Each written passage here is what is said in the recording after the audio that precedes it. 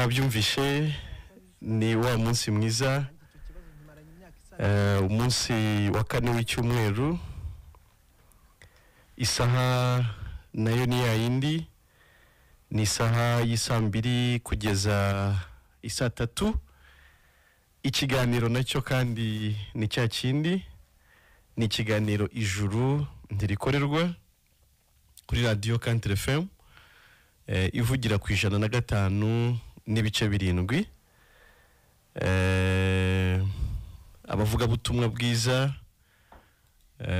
bajya bahinduka bijyanye nuko Imana yaduhaye uburyo bwo kuboneka. Uyu munsi uwo muri kumva ni Emile Nshimiyimana, nkaba ndi umuvuga butumwa bwiza bw'ubuntu bw'Imana, nkaba ntangaza ubuntu Imana yangiriye muri Kristo Yesu, ikampa kwizera ko nababariwe ibyaha byanjye byose ku bwa Yesu, kandi ko ndi mu isi mfite ubugingo buhoraho mu buryo budasubirwaho. Ariko uyu munsi nagize amahirwe kandi yo kugira umutumirwa mu kiganiro, akaba ari mwene data muri buze kumva, araza kubibwira, ndetse nkaba ngira ngo aba ari cyo duheraho. Ntago mumenyereye muri studio zacu, ariko kandi mumenyereye ahamagara atanga inyunganizi ku byo tuba turimo turavuga. Uyu munsi rero byabaye byiza ko noneho aboneka kugira ngo nawe ahamirize abakunzi ba Country FM ndetse n'abakunzi by'umwihariko b'ikiganiro ijuru ntirikorerwa ibyo nawe Imana yamukoreye muri Kristo Yesu. Ndagira ngo rero muhikaze ababwire amazina ndetse anababwire mu nshamake ibyiringiro bye. Ni karibu. Murakoze. Nitwa Byumvore Elise. Nanjye nakijijwe n'amaraso ya Kristo, ariko mbikesha ikiganiro ijuru ntirikorerwa. Nanjye numva mfite umunezero kubw'iki kiganiro. Rero no kuvuga ngo muri njyewe niyumvishemo ishyaka ryo gukomeza kuganira n'abera, kubera yuko iki kiganiro niryo jambo ry'Imana ry'ukuri rikiza umuntu kurimbuka. Yego, umuntu wese wumva iki kiganiro nawe ashobora gukizwa nkuko nanjye nakijijwe. Amen. Bisaba kubitega amatwi gusa, maze ntiwinangira umutima, ukumva icyo ijambo ry'Imana rivuga. Nanjye rero naje kwifatanya n'aba bavuga butumwa kugira ngo dukomeze twamamaza inkuru nziza. Amen. Arakoze cyane, arakoze cyane. Nkuko bivuze, nawe yakijijwe binyuze mu kiganiro ijuru ntirikorerwa kinyura kuri Country FM.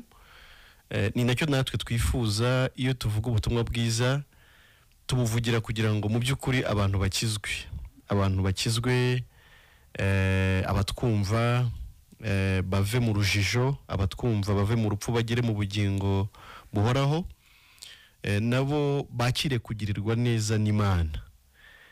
Muvandimwe Elize rero, ndagira ngo muri makeya, kuko ndabizi ubuhamya bari burebure, ariko ndagira ngo muri make use n'unyuriramo abatwumva. Ese mbere yuko wumva iki kiganiro wari umeze gute? Ese umaze kucyumva wahindutse uti? Narumva iki kiganiro nari nayobewe ukuri uko ariko. Nari nsanzwe mba mu madini. Yego. Nasengeraga muri ADPR. Yego. Ariko umutima wanjye n'ubundi utarigeze uva mu rubanza rw'ibyaha. Icyo cyanyemeje yuko rero amadini n'ubundi atazakiza abantu. Yego. Naje kugirirwa ubuntu rero, nza kumva ubutumwa bwiza kuri Radio Country FM. Mbere yuko wumva ubutumwa bwiza, wasengeraga mw'iryo dini waruvuze, abantu bafite amadini atandukanye basengeramo, nawe urumva wari ufite iryo usengeramo, ariko ndagira ngo wenda dusobanureho gatoya. Mu by'ukuri wiyumva gute mu mutima wawe? Ese ikijyanye no kujya mu ijuru we wacyumva gute ukiri nyine mu idini? Wumvaga ari iki kizaguhesha kujya mu ijuru? Okay. Ntarumva ubutumwa rero, numvaga ko nzakora imirimo myiza. Yego. Noneho nayishobora 100%. Yego. Nkaba mbonye ijuru. Ariko Yego. n'ubundi mu mutima wanjye hagahoramwo urubanza. Yego. Nkayoberwa icyo nakora kugira ngo menye neza ko nemewe n'Imana koko. Yego. Nibwo nyine naje kumva ubutumwa bwiza. Yego. Wumvaga aho ngaho uko biri kose, kuko impamvu tuba tuganira gutya no kugira ngo n'undi muntu uri muri ka nk'iyo wari urimo yumve ko mwari muhuje ikibazo, ariko yumve n'uburyo cyaje gukemuka. Ndagira ngo wenda tube twakubaza tuti, ese muvandimwe Elize, ni nk'ibiki wakoze mw'ibyo byo kuvuga ngo wumvaga uzakora imirimo myiza 100%, noneho wayikora neza bikaguhesha kujya mu ijuru?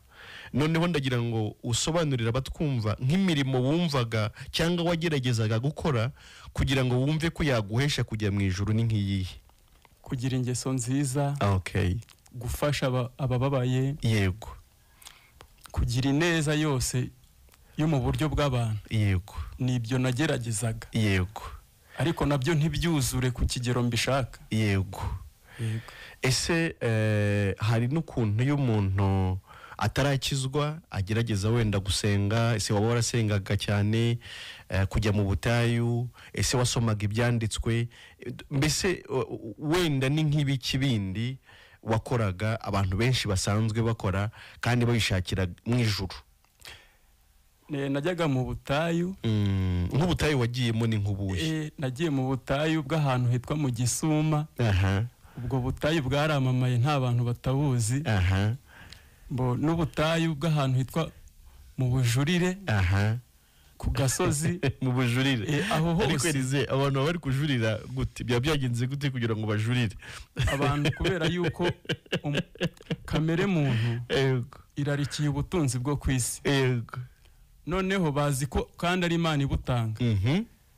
Ntago bo bifuza ubugingo buhoraho, ahubwo bifuza ko ibaho ubutunzi. Niyo bajya gusenga mw'ubwo butayu nicyo baba bagiye gushaka. Nicyo baba bagiye gushaka, kuko nanjye najyaga hari icyo ngiye gushaka. Okay. Noneho aho hantu nkajyayo nko kugira ngo Imana nanjye izamfashe. Yego. Iby'ubugingo buhoraho rwose sinakubwira ko nari nanabizi. Nabari abajyayo ntago babizi rwose. Noneho mukajurira. Sinzi niba nabyita kujurira, gusa wajyaga ufite ibibazo kandi ukizera ko bizakemuka. Imana nibigukorera. Ariko ari uko wabanje kujyayo wowe. Aho rero niho bita mu bujurire. Yego. Ubwo butayu nabwo buba muri Nyamasheke? Oya, nabwo buri mu karere ka Rusizi, ariko ubu ibintu by'ubutayu nyine barabihagaritse leta. Yego. Ariko niho bwabaga. Niho bwabaga. Muri Rusizi. Yego. Noneho wajyagaho mu bujurire ugasenga, ariko ho wifuzaga ubutunzi. Noneho kubijyanye rero n'ingeso nziza, gufasha abakene cyangwa se abababaye, no kwirinda ibibi byose, byo wabikoraga nk'inzira yaguhesha kujya mu ijuru. Yego rwose. Yego.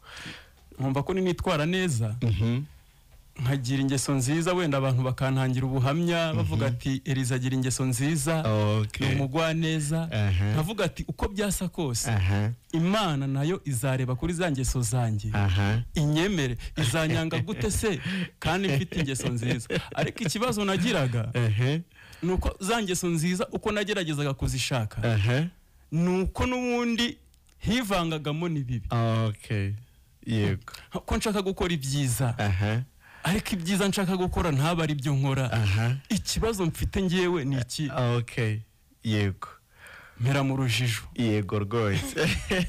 Abandi bantu benshi, ari abantu benshi bameze gutyo. Waba se waraje kumenya muvandimwe waba waraje kumenya icyatumaga nubwo washaka kugira ingeso nziza ariko nimbi warazibonagaho? Waje kumenya impamvu? Naje kumenya impamvu. Yego. Naje kumenya impamvu kuko umuntu ariko ni ijambo ry'Imana ryabihishuye. Nibyo. Namenye ko navukanye kamere y'icyaha. Yego rwose. Abantu keshi baranayivuga iyi kamere ariko batanayumva. Yego. Ubundi kamere ni umuntu. Yego. Ni wowe. Yego. Nanjye naje gusanga kamere y'icyaha navukanye ari njye. Yego. Irimo ibintu bibiri. Yego. Izi gukora neza, izi no gukora nabi. Yego. Igiti umuntu yariyeho, yego, ariko yari yarabujijwe n'Imana. Cyari igiti cy'ubwenge bumenyekanisha ikibi n'icyiza. Umuntu amaze kurya kuri icyo giti rero yahise agabana ibyo bintu byombi, gukora ikibi ndetse n'icyiza. Yego. Nsobanukirwa ko impamvu nge nkora ibyiza ngakora n'ibibi nabishaka ntabishaka, nsobanukirwa ko biterwa na ya kamere. Okay. Yego. Abantu bose bokojwe icyaha n'umuntu umwe. Yego. Abari mu isi bose bahinduka abanyabyaha. Yego rwose. Ijambo ry'Imana rivuga. Amen. Maze kumenya ubwo buryo ko ari bwo nanduye, nkitamenya ko burya impamvu gukiranuka mbishaka ariko simbibone, nuko nyine ariko nkoze. Okay. Yego. Kamere ni uburyo umuntu akoze. Yego. Nibyo ubundi bavuze kamere ni ibyo bintu bibiri. Yego rwose. Ni byiza byawe n'ibibi byawe. Okay. Ikimenyimenyi. Yego. Ntago wareka ibibi noneho ngo ukora ibyiza gusa ngo bikunde. Yego. Nta nubwo wakora ibibi gusa ngo ntukore ibyiza nabwo ngo bikunde. Yego. Kugira ngo witwe umuntu, Yego, nuko ugomba kuba ufite ibyo bintu byombi muri wowe. Nibyo. Nta ukora ibyiza gusa ariko nta nukora ibibi gusa. Umuntu akoze mu buryo akora ibyiza ndetse n'ibibi. Icyo waje kukimenyeshwa rero none n'ubutumwa bwiza. Mbese uza kumenya ko bya bintu washakaga byo kuba wabaho uri umuntu mwiza ukora ibyiza gusa kugira ngo uzajye mu ijuru, uza kumenyeshwa ko iyo nzira itashobokaga. Hanyuma umaze kumenya rero ko iyo nzira idashoboka, unamenya nyine icyatumye igihe cyose wamaze ushakira ijuru mu byo ukora umutima utigeze ukwemeza ko mu by'ukuri ijuru ribonye. Hanyuma rero waje kumenya ko ijuru riboneka rite, muvandimwe? Wajije ikibazo cyiza, ikibazo mbajije hari n'abandi bantu bari kwifuza kukimenya. Byarantangaje cyane mbimenya. Namenye ko ingeso zanjye uko nazikosora kose zidashobora kumpesha kwemerwa n'Imana. Yego. Ariko nanamenya ko hari ikindi kintu kidasanzwe cyakozwe gikorwa nge ntarabaho. Yego. Kibasha kuri impesha. Yego rwose. Nicyo kiki. Nge natsinzwe amategeko. Yego. Y'Imana. Yego. Imana yahaye Musa amategeko yamuhera ku musozi wa Sinayi ngo yageze ku bari mu isi. Nge nsanga narayatsinzwe. Yego. Kuko uwishemo rimwe abayishe yose. Ariko Kristo Yesu nza gusobanukirwa ngo ko yaje mu isi ankorera ya mategeko. Amen. Amen. Amen. Arayubahiriza, ayahera ku rya mbere ayusa ku rya nyuma. Yego. Niko byanditse muri Matayo igice cya 5 umurongo wa 17. Uwo murongo ahubwo turaza kugarukaho kuko abantu bagiye bavuga uko utari. Bajya babivuga ngo bajya bavuga ko ngo ari ugukomeza, ariko mu by'ukuri haranditse ngo yaje gusohoza. Yego. Mwitekereza ko naje gukuraho amategeko n'ibyahanuwe. Ahubwo naje reka tuwusome. yego haravuga ngo mwitekereza ko naje gukuraho amategeko cyangwa ibyahanuwe, sinaje kubikuraho ahubwo naje kubisohoza. Matayo 5:17. yego rwose. nza kumenya ko burya amategeko nge ndwana nayo akaba yaranananiye kubera ya kamere y'icyaha mfite. yego nza kumenya ko umucunguzi, yego Yesu aho ni naho numvira ko ari umucunguzi. haleluya. nuko yakoze ibyo nananiwe gukora, amen, arabisohoza. amen. ukibaza ngo none se we yazize iki? yego kibazo cyiza. Kristo Yesu yazize nge ubwanjye kuko nge nisha amategeko. amen, ariko abizira amaze kunsohoreza ibyo amategeko yansabaga. amen, amen. ahabwa igihano cy'uko nge natsinzwe. ibyo bintu birumvikana. yego rwose. gukiranuka rero kwampesha kujya mu ijuru, naje kumenya yuko ari ugukiranuka Kristo Yesu yakiranutse mu mategeko y'Imana. yego mbarwaho. amen. iyo maze kubarwaho uko gukiranuka, yego ubu biheshejwe no kwizera, yego uhita uhinduka intungane yego imbere y'Imana. amen, amen. ibyo wasabwaga Kristo yarabigukoreye, nta na kimwe yasize inyuma. yego igihano cy'uko uri umunyabyaha nanone nacyo yaragihanwe. amen. ni gute se ubwo utabura intungane imbere y'amaso y'Imana? amen, amen. icyo rero waruvuze tugisanga mu rwandiko rwa 2 Pawulo yandikiye itorero ry'i Korinto mu gice cya 5:21. haravuga ngo utigeze kumenya icyaha Imana yamuhinduye kuba icyaha ku bwacu, kugira ngo muri we duhinduke gukiranuka kw'Imana. amen. gukiranuka kw'Imana rero yego ni nako kuzajya mu ijuru. amen. abantu benshi ntabwo babyumva neza. yego umutima ni w'umuntu yizeza akabarwaho gukiranuka. Abaroma 10:10. amen. iyo wizeye kubarwaho gukiranuka Kristo yakiranutse, amen, amen, nawe ubihindutse umukiranutsi. amen, amen, amen. ugakurwaho urubanza rw'ibyaha burundu. ariko se kurukurwaho muvandimwe Rize, gukurwaho urubanza rw'ibyaha nuko Imana iba yirengagije ibyaha by'umuntu cyangwa biba byagenze gute? kuki umuntu akurwaho urubanza rw'ibyaha ubundi? ntabwo Imana ijya yirengagiza ibyaha. yego uretse n'Imana, yego n'abantu ubwabo yego ntabwo bajya birengagiza ibyaha. yego ahubwo ibyaha kubera kuntu ari bibi bigira n'igihano. yego impamvu Imana idukuraho urubanza si uko ikunda ibyaha, yego ahubwo nuko twabonye incungu. amen. iyo ncungu igahanwa igihano cy'ibyaha byacu. amen byose. amen. kuko iyo ncungu nayo dore ikizira. yego izira kwemera. yego yego kwemerera Imana ko yabasha gucungura umuntu. yego rwose. agahanwa nk'umunyabyaha ariko nyamara we atari umunyabyaha. amen. kugira ngo umunyabyaha akurweho urubanza rwabyo. amen.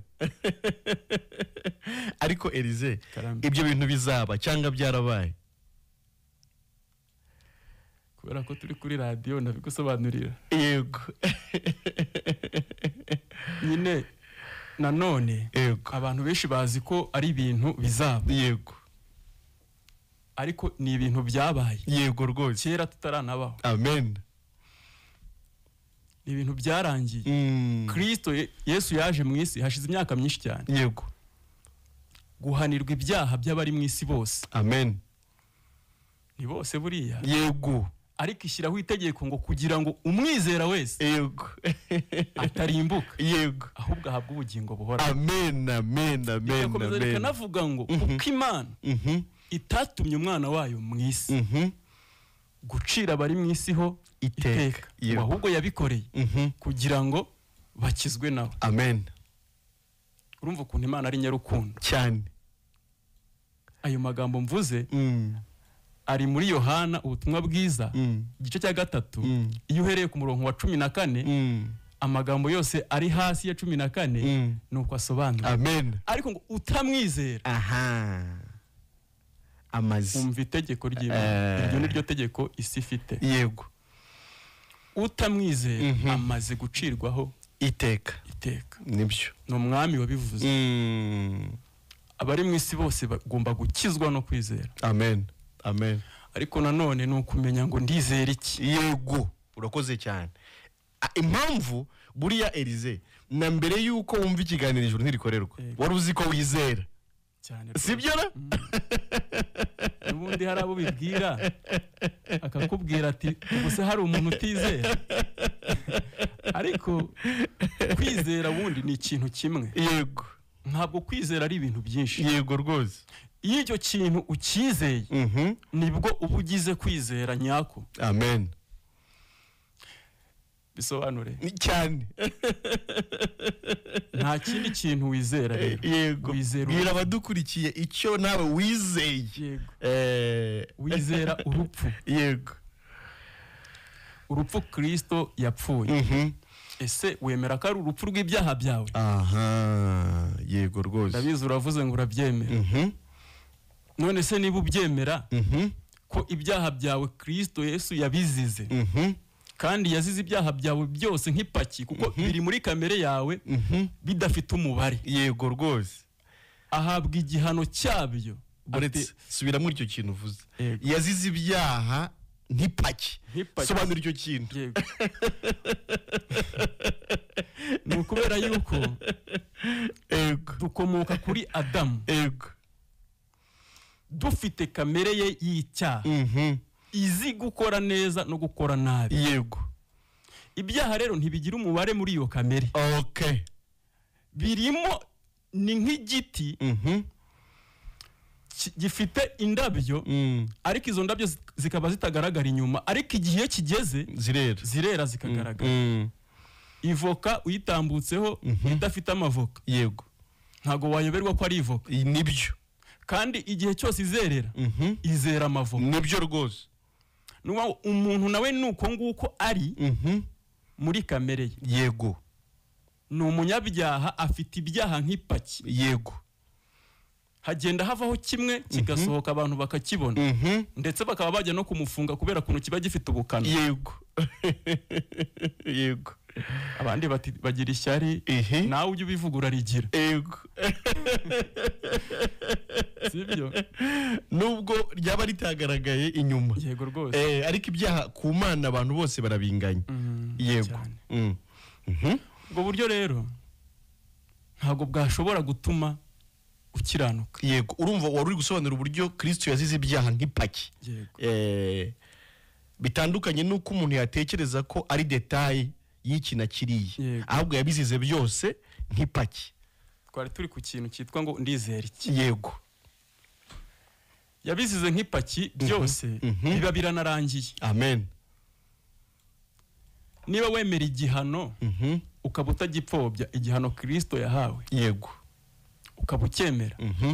Ese iyo ibyaha byawe Kristo Yesu abizize kandi atarabikoze. Okay. Wowe wumva imbere ya Kristo uburi iki? Yego rwose. Cyangwa imbere y'Imana yo yagushinjaga ubunyacyaha. Iyo wemeye ko Kristo yazize ibyaha byawe, niba ko kutabeshya ukaba ubyizera. Yego.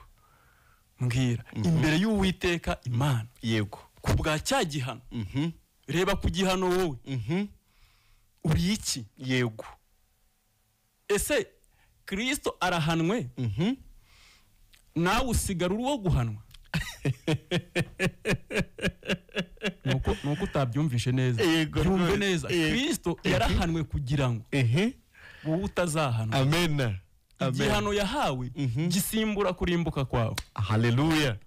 Yesaya bivuga neza mu gice cya 53:5 ngo yashenjaguriwe gukiranirwa kwacu, igihano kiduhesha amahoro cyari kuri we. Yego. Amen. Kandi icyo gihano ntabwo azagihanwa. Yego. Ahubwo yaragihana. Haleluya. Icyo nicyo rero abantu bari bakwiriye kwizera. Amen. Izere. Kristo Yesu yazize ibyaha byawe. Ubu ngubu umuntu ari kwibaza ngo kandi nkibikora. Impamvu yabizize nuko nyine nuko bifite. Yego. Unabikora, uranabizi kubikora. Hari undi muntu usubigukorera. Ariko hari igihe tubwira abantu ubutumwa bwiza bakavuga ngo turi kubabwira ngo bakora ibyaha. Yego. Kandi basanzwe bakora ibyaha. Ahubwo turi kubabwira umuti.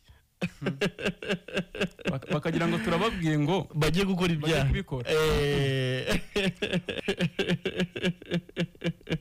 Ntabwo byumvikana iyo uvuze ngo nkora ibyaha kuko muvuze ngo ijuru n'ubuntu. Ibyaha imbere y'Imana. Reka bansobanura iki kintu. Yego. Ikikugira umunyabyaha imbere y'amaso y'Uwiteka. Yego. Suko ukoze icyaha. Yego. Ibi bintu babyumve neza bataza kuvuga ibyo tutavuze. Yego. Imbere y'Imana ikikugira umunyabyaha ni inkomoko ya ryavuko. Yego. Ivuko wavutse riranduye. Wowe wanduye muri wowe gukora neza no gukora nabi. Yego. Niyo mpamvu ugibona uri umunyabyaha. Yego.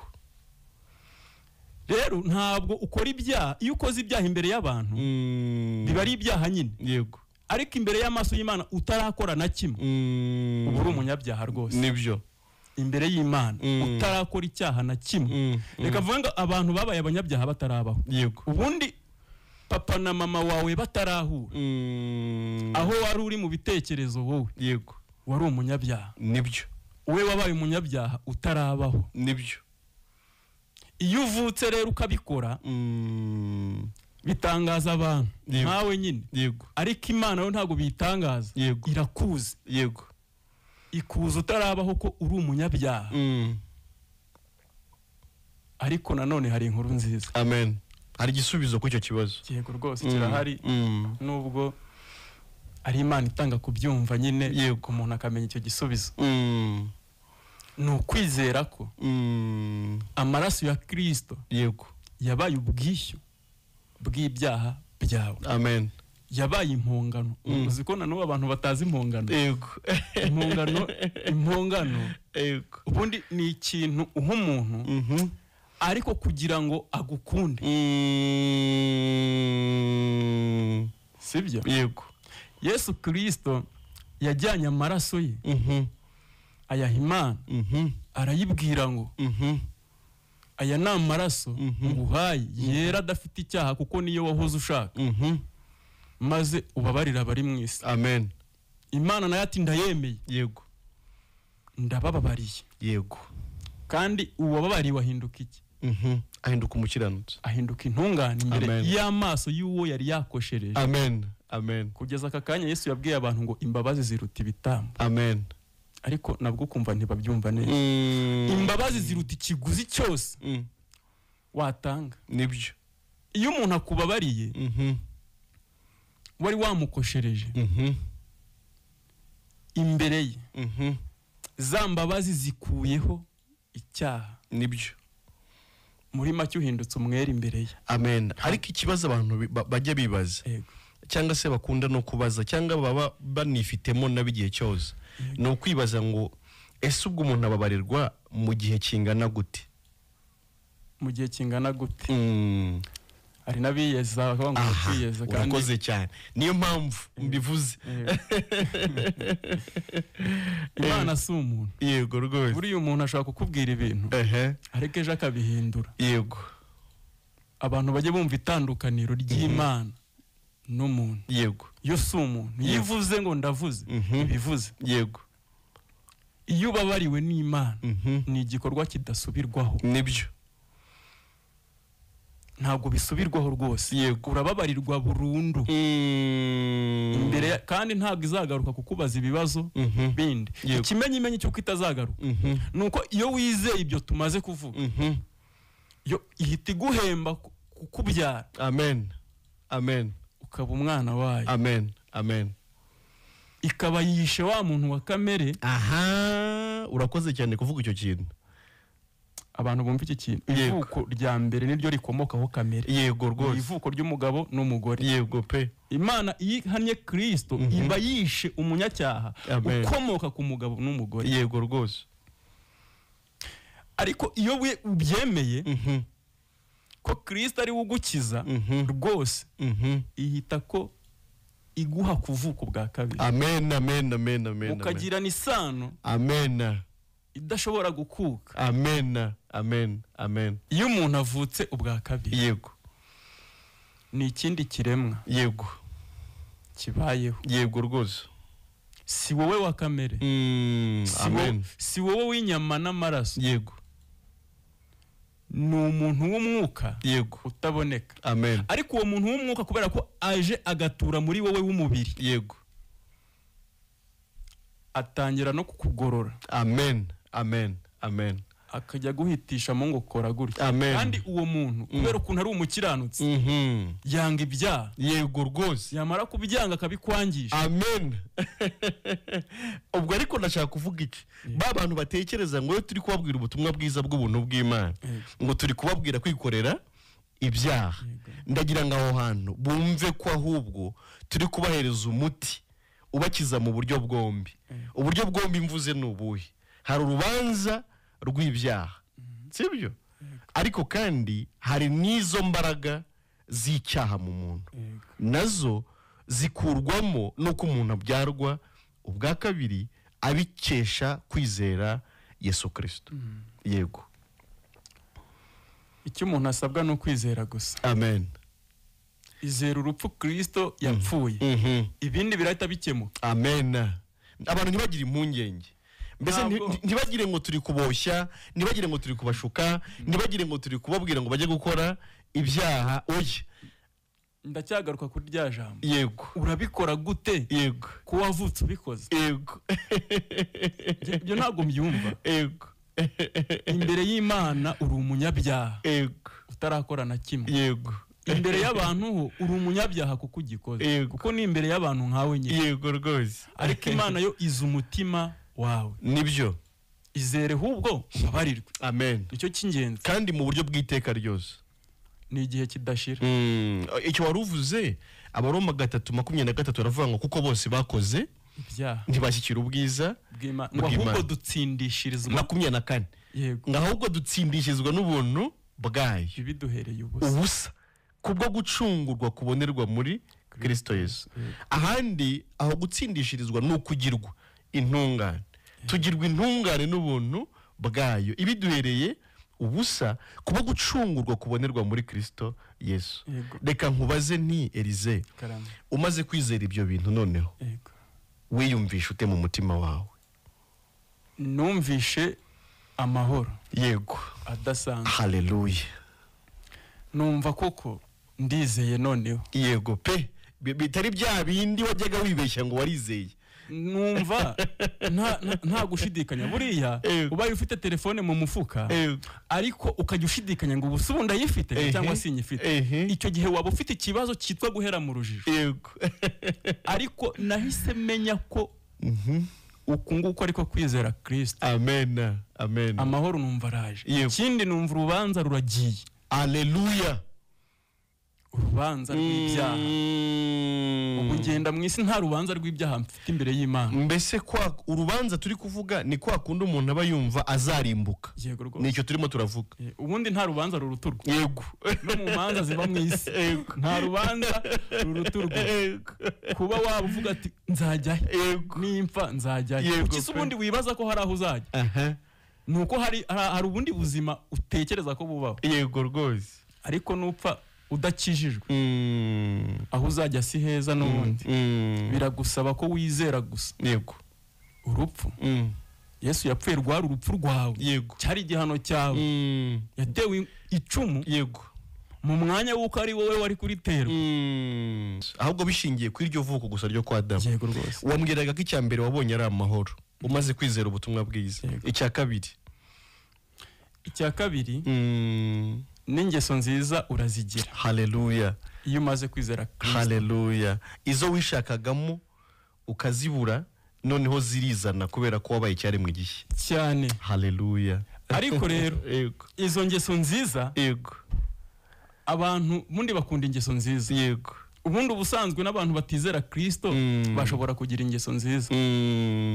Ariko ingeso nziza reka nkubwire ko kuzigira ariko zidakomoka ku kwizera Kristo nta kintu na kimwe zimaze. Yego, mu bijyanye n'ijuru ntacyo byagufasha, sizo zaguhesha ijuru. Icyakoze aho utuye bizatuma ubana n'abantu bose amahoro, ariko nabyo birakenewe. Yego rwose birakenewe, ariko ku Mana ho harimo gasopo. Yego. Ubundi twese twagakwiye kugira ingeso nziza imbere y'abandi. Yego rwose. Ni nacyo kiranga umuntu muzima. Amen. Umuntu muzima akwiriye kugira ingeso nziza rwose, kuko zirakenewe, ziratwubaka. Ariko Imana yo ntiwayirataho ingeso nziza. Nibyo. Gutekereza ko ari cyo cyaguhindukira iti kijya mu ijuru byo uba wakisha. Yego rwose. Urakoze, uvuze wagize amahoro, ugira n'ingeso zirahinduka.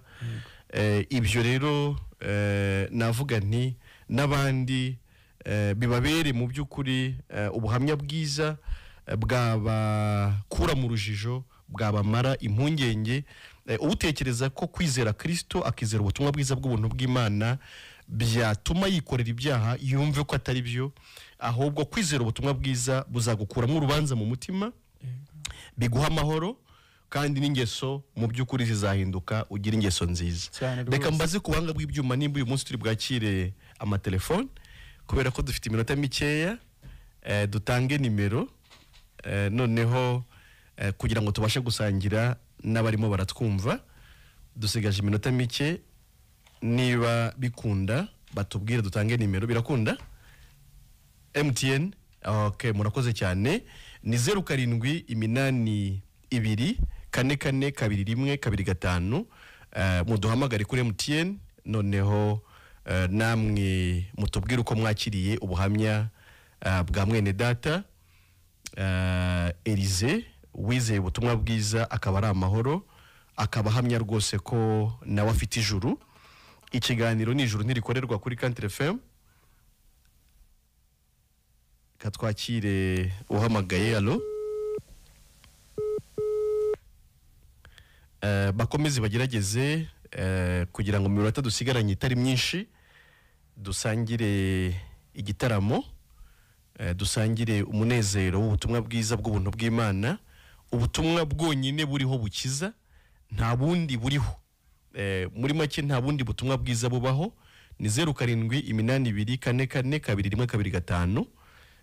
Niyo nimero muri buhamagareho kugira ngo dusangire ikiganiro. Turabategereje. Allo Country FM? Allo Country FM? Oui. Twakwakiriye, ninde tuvugana? Ongera ijwi. Navugana Rambona Rahabu. Yego Rahabu. Ndi Mururu. Yego. Ikiganiro twacyumvise kiradufashije. Yego. Mutubwira zagaruke rwose, ikiganiro kiratwubaka. Ni igiki mwungutse mu kiganiro cy'uyu munsi? Mutwongere volume y'ijwi rye ntituri kuryumva neza. Nungutse nyine ko iyo umaze kwizera. Okay, good. Ibibazo wibaza birasubizwa, ukabasha kuba wagira ingeso nziza, ukabasha kuba nyine ibyo wibaza byose mu kwizera bisubirizwamo. Okay, noneho ariko ikintu gikomeye cyane ni ukumenya niba ese wowe wumva uzajya mu ijuru? Ni iki kizaguhisha kujya mu ijuru? Numva nyine nanjye nkimara kumva icyo kiganiro ngiye gukurikiza inama nkawe, nizere nanjye mbashe kuzajya mu ijuru. Wizere iki? Nizere Imana. Uyizereho iki? Kuko yaduhaye umwana wayo, aradupfira, araducungura. Okay. Kuba Yesu yaragucunguye wumva byaguhesha kujya mu ijuru? Ntabwo byonyine byamesha kujya mu ijuru. Ngomba kwihana nyine nkababarirwa ibyaha nkajya najya mu ijuru. Ugusuzuguye amaraso ya Kristo? Oya, ndayemera nayo ndayubaha, ariko hari igihe tuteshuka. Niba rero uyemera, niyo yonyine agukiza. Okay. Yazize ibyaha byawe kugira ngo wowe utazabizira. Wowe nta rubanza rw'ibyaha wowe ugifite. imbere y'Imana uri umwere, uri umukiranutsi. Izere ko Kristo ibyo wasabwaga gukora byose Kristo Yesu yaraje arabigukorera mu mwanya wawe. Yego. Murakoze, ndasobanukiwe. None usobanukiwe iki rero dusoza kuganira? Nyine nsobanukiwe ko twebwe ubwacu ntabwo ntacyo twashobora gukorera ijuru, kuko hari uwari wadukoreye ibyo twagombaga gukora. Yego rwose. Noneho rero ugubwe neza, ugira amahoro, ntabwo Imana ikikurimbuye kubera ko Yesu yanwe mu cyimbo cyawe. Utunge rwose ibyiringiro byo kuzajya mu ijuru. Murakoze cyane. Nawe urakoze, ijoro ryiza. Yego nawe. Okay, n'abandi bagerageze, urumva ko birakunze.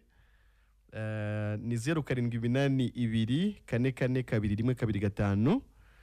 Mutubwire icyo mwungutse mu kiganiro cy'uyu munsi, ikiganiro ijuru ntirikorerwa kuri Country FM. Twakiriye ubuhamya bwa mwene data Elize, nawe wizeye ubutumwa bwiza biciye muri iki kiganiro. Noneho n'abatanga inyunganizi nabo nikaze, turabakira. Turishimira gusangira namwe ikiganiro. Tubibutsa ko turi kuri YouTube, Ijuru Ntirikorerwa TV, ni YouTube channel yacu. Abifuza gukomeza kudukurikira mwanyarukirayo. Abifuza kujya kuri WhatsApp groupe mwatwandikira kuri 07844225. Uri hanze y'igihugu cy'u Rwanda washyiraho guteranya 250 7844225. Bityo ukabasha kujya ku rubuga rwa WhatsApp ugakomeza gusangira n'abandi bera benshi cyane aya magambo meza y'ubutumwa bwiza bubohora, ubutumwa bukiza, ubutumwa buhesha ibyiringiro bizima by'ijuru. Dusoza ikiganiro, wabwira iki umuntu dukurikiye ukiri gushidikanya ku butumwa bwiza bw'ubuntu bw'Imana? Cyo namubwira nuko nakomeza kwiringira ko azakiranuka biciye mu nzira ze. Afite zero iviririnze, ifite n'amatwi. Yego. Ntabwo bizakunda. Kugira ngo ube umukiranutsi imbere y'Imana. Yego. Icyo nabwira bari kutwumva bose, icyo nanabifuriza mu mutima wanjye. Yego. Nuko bakizera kubarwaho gukiranuka kwa Kristo. Yego rwose. Icyo cyonyine kirahagije. Amen. Amen. Urakoze cyane mwene data. Reka rero dushimire abadukurikiye mu kiganiro Ijuru Ntirikorerwa cy'uyu munsi. Dushimire abahamagaye, dushimire yewe n'abatabashije guhamagara ariko bakurikiye ikiganiro. Dushimire n'abadufashije ku buhanga bw'ibyuma kugira ngo bibe byagenze neza gutya. Yewe tunashimire mwene data Byumvuhore Elize wabashije kuza gutaramana natwe uyu munsi. Ndizera ko n'ubutane tugutumira uzatanga umwanya wawe kugira ngo abakurikira ikiganiro barusheho gukomeza gusobanukirwa. Nta kibazo rwose. Yego, urakoze cyane. Ibiganiro byacu rero nakagaruka. Twabahaye nimero, ngira ngo nawe ushobora gutanga nimero kugira ngo umuntu wifuza kuza kuguhamagara mu gikari abashe kuguhamagara umusobanurire birushijeho. Nimero ya Byumvuhore Elize ni 078 36 79 49 8. Okay. Isubiramo. Yego. 078 36 79 49 8. Okay. Iyo niyo nimero umuntu yagushakaho kugira ngo urusheho kumusobanurira wenda ibyo wanavuze mu kiganiro umuntu atumvishe neza, agukeneye kugira ngo umusobanurire neza, niyo nimero yahamagaraho. Murakoze rero, ibiganiro byacu nakagaruka. Umunsi ni wa wundi, isaha ni ya yindi. Ubwo n'ubutaha ku wa kane niba Imana ishimye ko tugerayo tuzongera dutaramane. Bye bye, naho ubutaha.